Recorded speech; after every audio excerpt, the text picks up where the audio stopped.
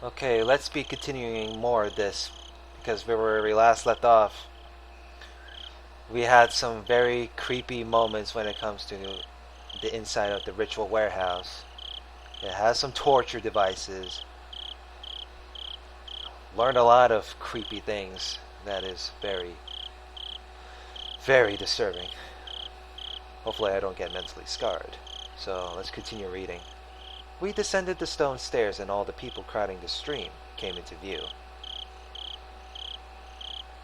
Near the bottom of the stairs, we could clearly see people receiving cotton that had been cut out for them, then wishing upon the cotton and setting it afloat down the stream. The festival was already over. Damn, I missed my chance to photograph the best part of Watanagashi. So much for that. Oh, but it's not too late. I'm going to go and set some afloat. Perhaps you could take pictures of me? Takano-san, with an impish expression, brought her head to Tomotaki-san's shoulder. Despite his age, he looked embarrassed. I felt an honest respect for Tomotaki-san, man to man, for dating such a handful of a woman. Goodbye, then, Maibara-kun. Shion-chan. We're going down to the stream. Would you like to come with us? No, I couldn't get in your way. Please, take your time. Shion waved her hand to them with an expression just as impish as Takano-san's. Jeez, your expression still creeps me out. Tomotaki-san, on his part, seemed to want us to come, but whatever. Shion gave a big stretch and sat down on the stone steps. I'm pretty worn out. Same here.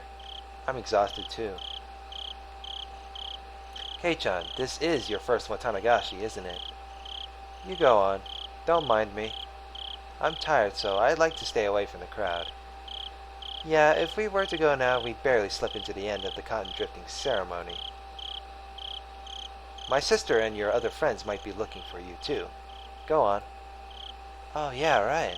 They've been by themselves ever since we got separated. I'd feel bad if they were looking for me. Then Shion suddenly got a playful look on her face, then put her index finger to her lips as if telling me to keep this a secret. My sister is the type that gets really jealous. If she knew I was hogging you this whole time, she'd never let me hear the end of it, so keep tonight a secret, okay? Keep tonight a secret. Don't say things that are so embarrassing. Not only because of that either. Considering what we were doing tonight, we really need to keep it a secret. Oyashiro-sama's curse might happen tonight, and we four would be the prime candidates. The loosening threads of tension became taut again. Shion, however, burst out laughing. Alright, I'm going to get out of here before I run into my sister. I really am tired, so I don't have the endurance to put up with her anyway. I can't tell if you get along with her or not.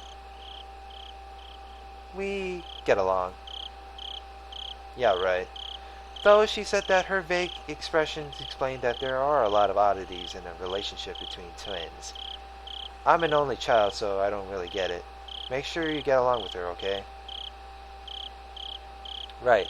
Thank you kindly for your meddling. Okay, I'm gonna go. You should hurry up if you want to make it, Kei-chan. Watanagashi really is about to end. Shion stood up and brushed the dust off her backside. After watching her do so, I returned my eyes to the final ceremony of the Watanagashi festival below me. Seriously though, what was that sound anyway? It was kind of unpleasant and creepy. Huh? What sound?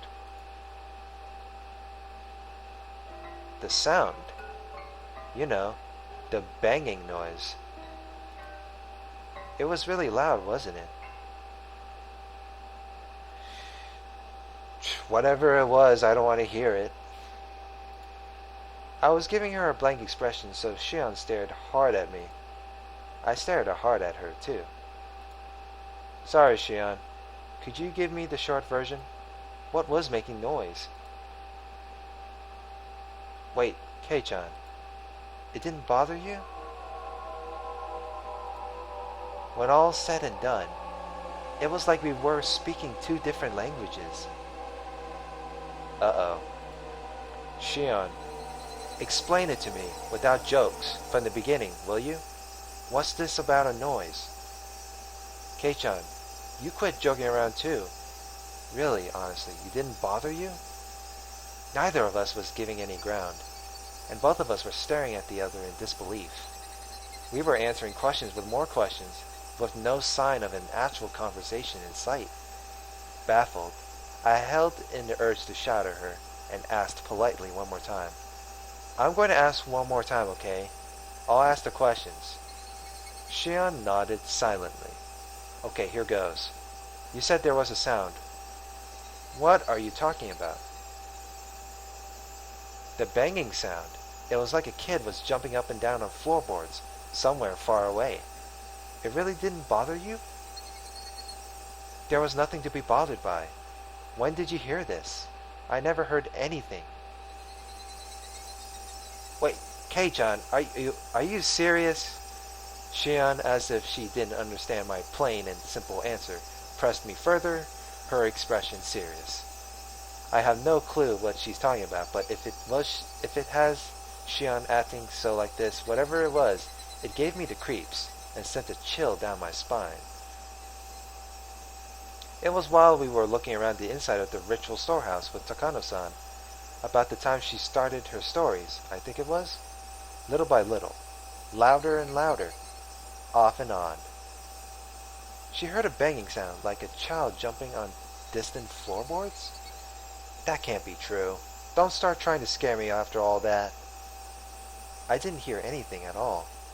In fact, it was so utterly silent in there that my own heartbeat was almost deafening.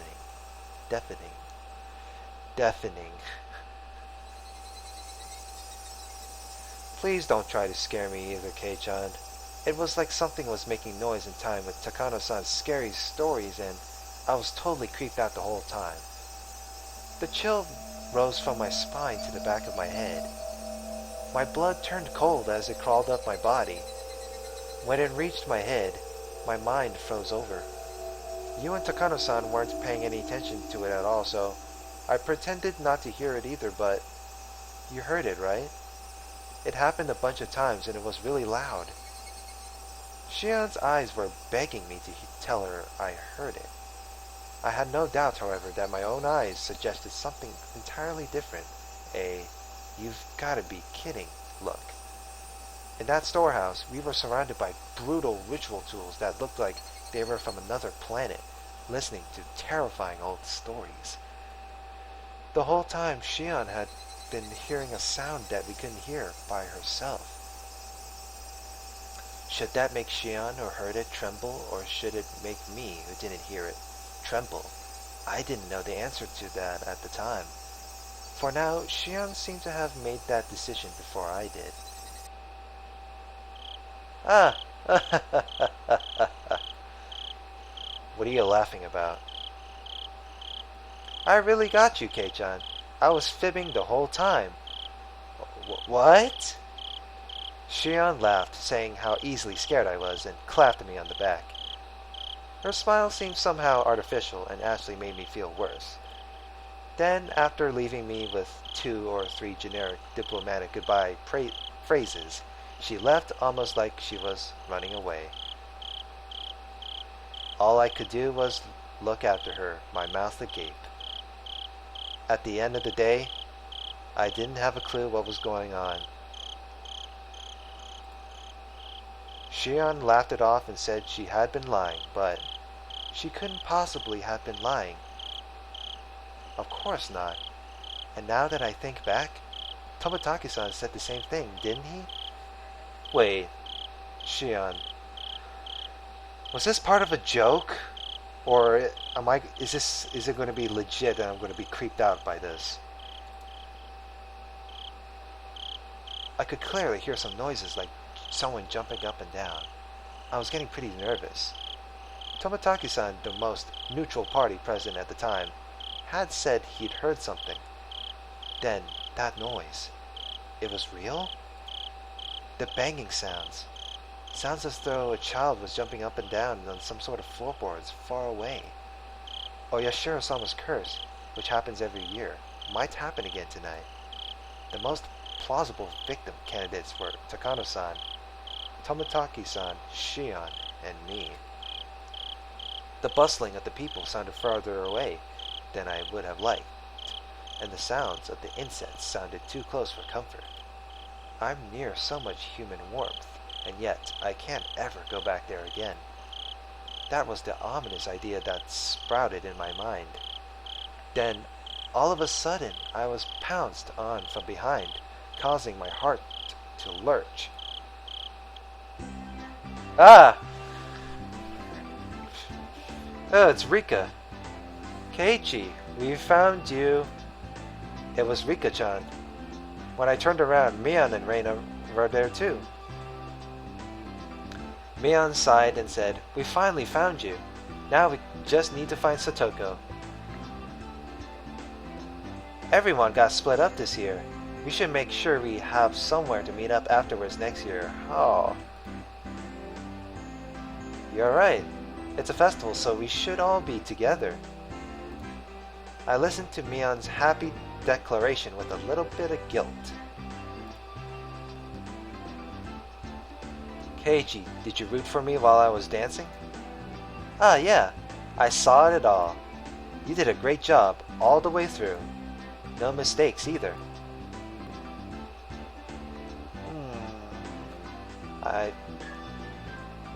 I think she probably thinks Keiichi is lying. Yeah, that's right, Rika-chan. That didn't count as a mistake. I tensed up as I realized I made a mistake of my own. Mion slapped a hand onto my shoulder a little roughly.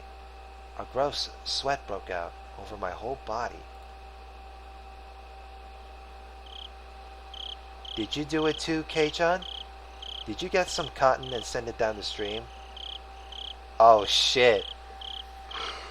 Oh man. Oh man, she's gonna be mad. I am nervous on this one. You haven't yet, right? Is what I could feel her saying. Without the courage to tell any more lies, I lifelessly shook my head. Huh? You haven't, Keiichi-kun?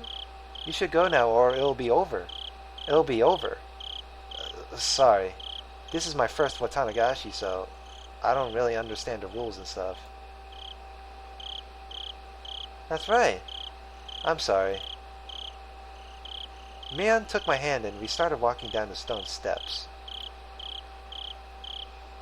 Hey, Kei-chan. What? Did you see Shion? No! Oh my god.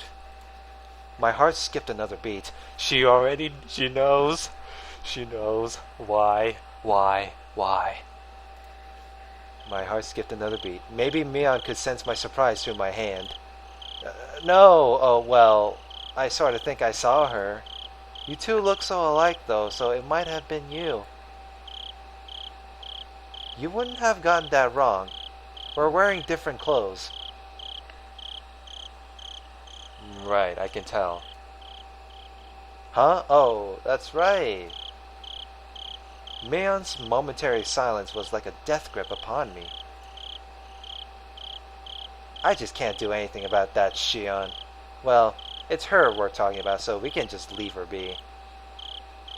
Mion's expression returned to her formal, usual smile, and we continued down the stone steps, her firmly pulling my hand along.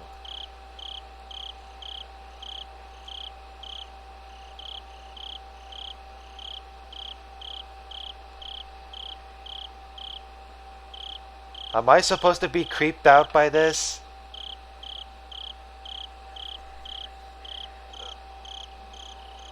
I got new tips from the scrapbook 4, 5, and after the festival. Oh my goodness. I get the feeling I should read these tips. Part 4.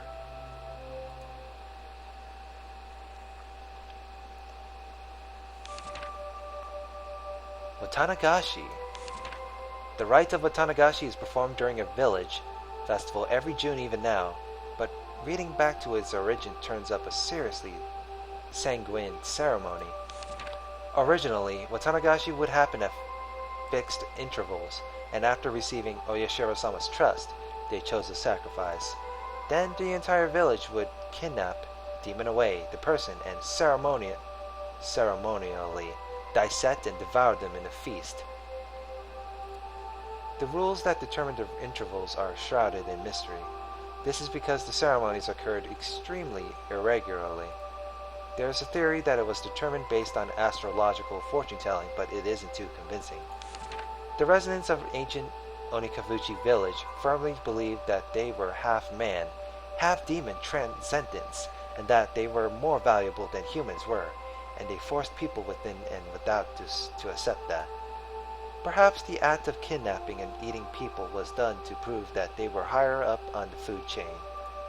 This is just a hypothesis, but maybe the rite of Watanagashi was a political event for the purpose either being an outlet for or outright diverting the attention of the villagers of the isolated Onikafuchi village, in case any of their complaints or dissatisfactions grew serious. If that was the main reason these ceremonies were held, then it's easy to explain how erratic they were. I guess that's it for the 4th part. 5th. Part 5. The alleged importance of the implements. I can't find anything that gives a concrete description on what the ritual implements were like. They were, however, real, and there definitely existed a multitude of different kinds. One source states that the implements used in the Watanagashi rite alone numbered 200. The obvious question then is why they required such a myriad of them. The rite of Watanagashi was to kidnap people through the demoning away, dissect them, and eat them. Well, of course.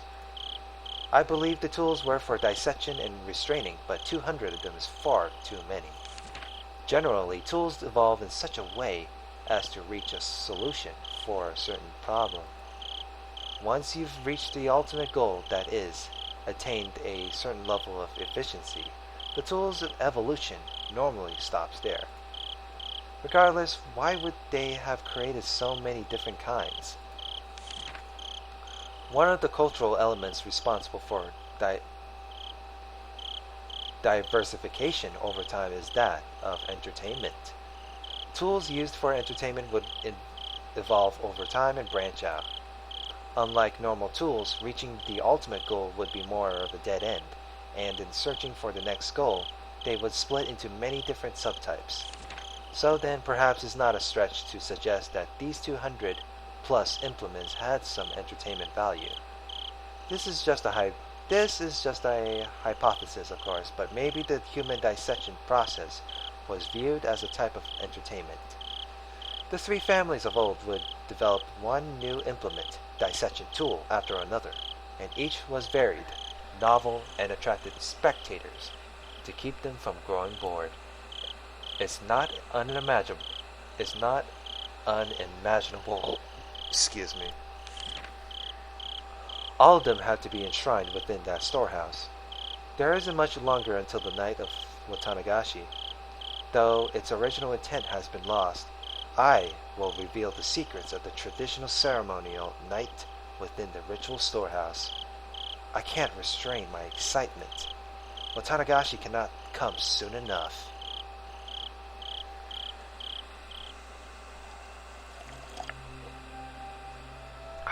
What do we got here? After the festival. Let's see how this one will go. Late that night, tensions in the police station were restrained. In the silence, many of the staff members' eyes shifted back and forth between the clock and their telephones, counting the seconds in that stifled atmosphere. Kumakaya Kumagaya-kun burst in with a young guy trailing behind him. Oishi-san, I've got the autopsy results. The court physician just got here. I'm ready to go, sir. I'll head straight for Gifu. Kuma-chan, things have gotten a little bit complicated. They appear to be having a very difficult time determining who the victim is. Could they have been dismembered? Nope.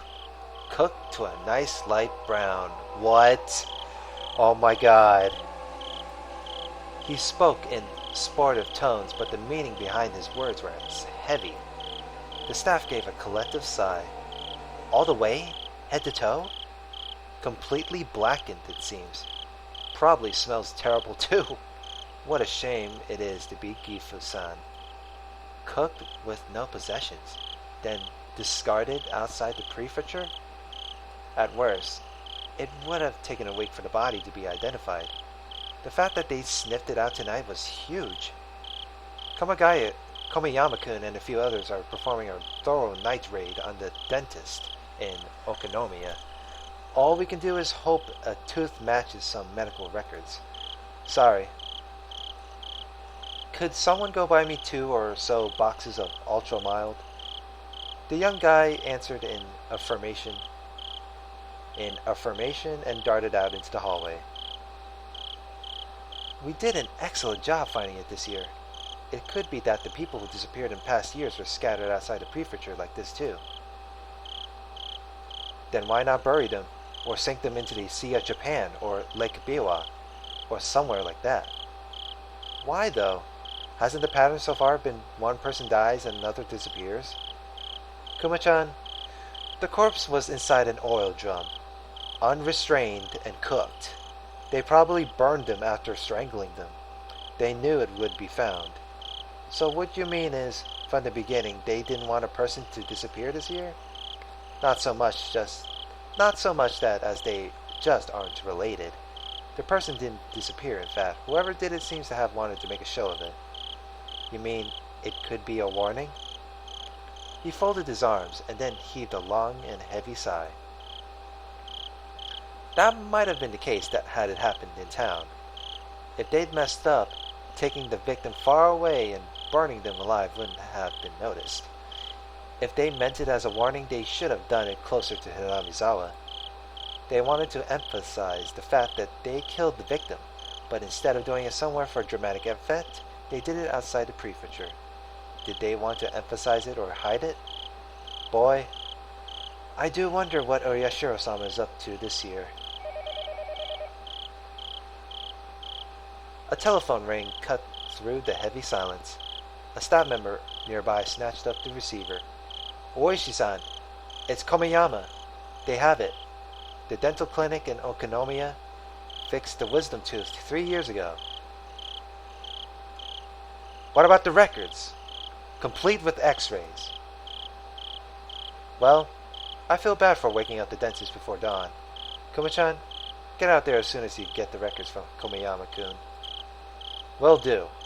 Oh, it's the chief. Thank you for coming out at this hour. Oishi-san, my apologies for my lateness. What's the situation? Well, it's just getting good, you see. We're all getting fired up. Wow. You could say that again. Oh man. Oh man, look at that. Okay, 3 tips. Well, this is a pleasant cricket chirping on this one. Let's see, look at all these tips that I've been reading. Oh man.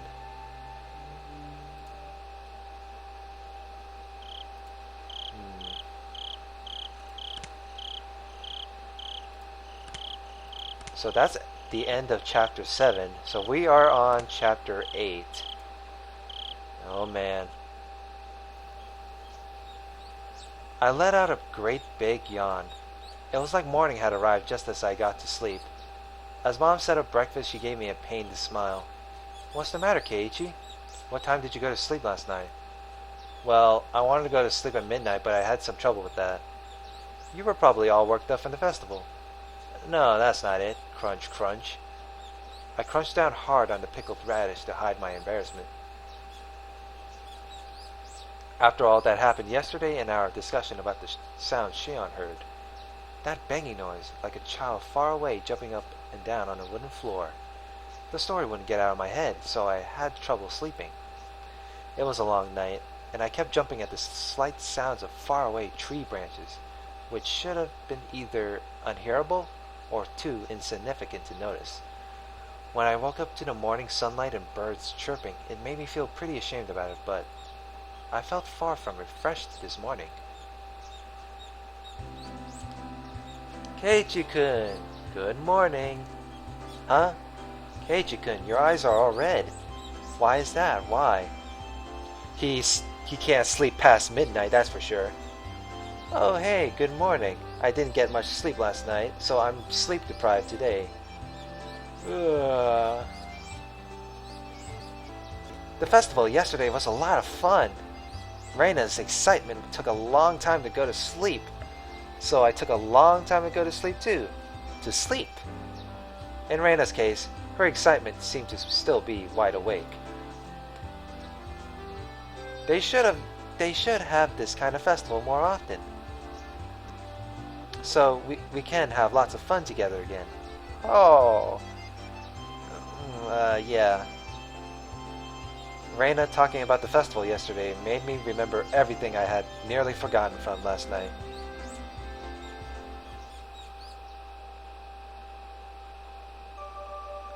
The inside of the ritual storehouse had been so utterly different from the relaxed, bright, everyday life of Hinamizawa. All those stories that Takano-san told me, too. The mysterious incidents that occurred on the day of the Watanagashi festival every year. The strange incidents where one person would die and one would disappear. The old stories of Hinamizawa flickering like a candle behind them.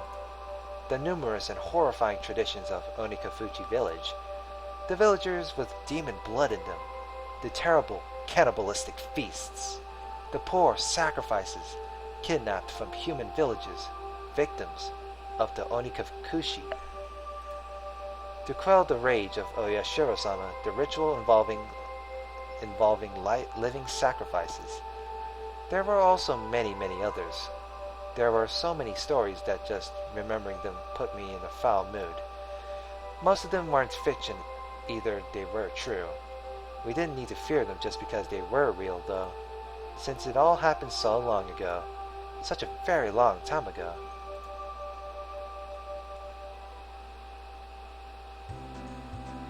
Where's Michan? She's late. Uh-huh. Before I realized it, we had arrived at the place where we'd usually meet up with Mion. Probably because I was so lost in thought. We agreed that if she isn't here by now, we can just go on ahead, right? Should we? Mion being late wasn't too rare an occurrence, but today she was unusually late. A few of the ominous tales from the night before came back to life in my mind again. Who would die this year and who would disappear? It couldn't have been Mion? What should we do, Keiichi-kun? If we don't get going, we'll be late. She'll be here. She didn't call to tell us she'd be staying home today, right? Let's just wait 5 more minutes, okay? Reina looked at her watch and seemed a little worried, but then she nodded with a satisfied smile. If we had to wait 5 minutes, we'd have to run as fast as we could to school or we'd be late. As soon as I thought that, we spotted Mion, running towards us out of breath. Michan! You're late! You waited? You should have just gone on ahead. Mion was... you waited? You should have just gone on ahead. Mion was breathing heavily and her face was all red. Her house was right down this road, wasn't it? It wasn't far enough away for her to end up like this, was it? Michan, are you not feeling well? Huh?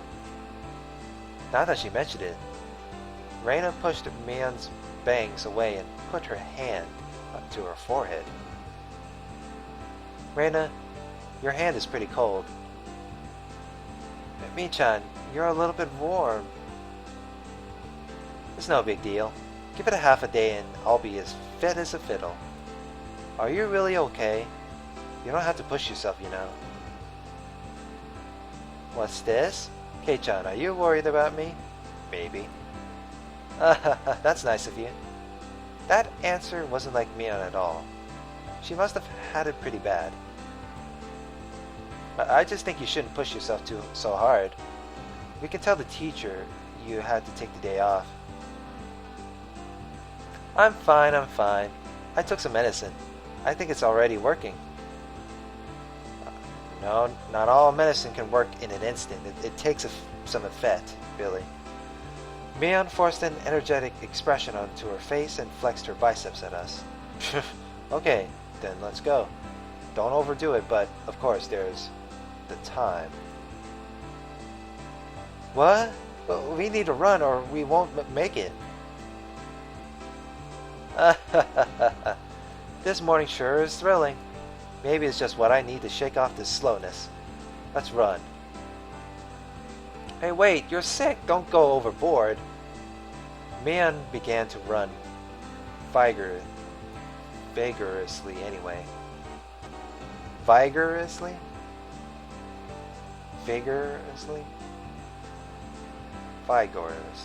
Huh. Mi-chan is older than us, right? She knows her own body better than anyone. I decided to leave it at that and assume she was fine. Great, then we should get going too. We began to run after run after Mion.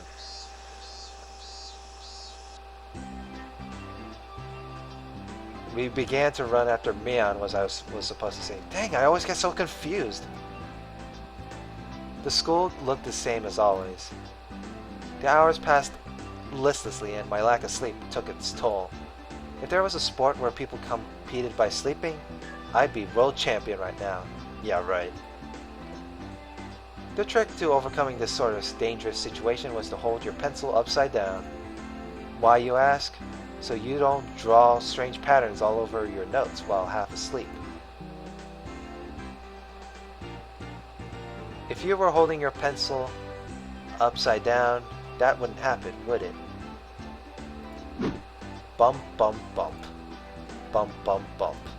Something that felt like an eraser hit me in the head 6 times. Let me guess. Ow, ow, what was that for, Satoko? Oh, great. I haven't done a single thing. Who else would play a prank on me like this? Oh, it was chalk, not an eraser. Eh?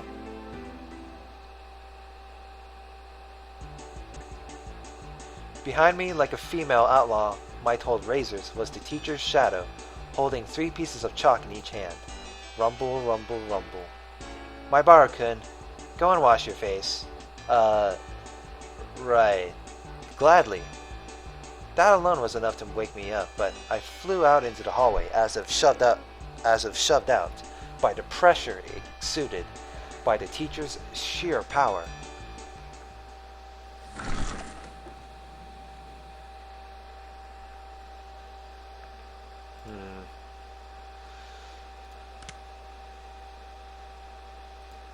I'm going to save again and call it a pause for now. But yeah, next part, let's see how this one will go. So like, comment, and subscribe, and see you later. Have a good one.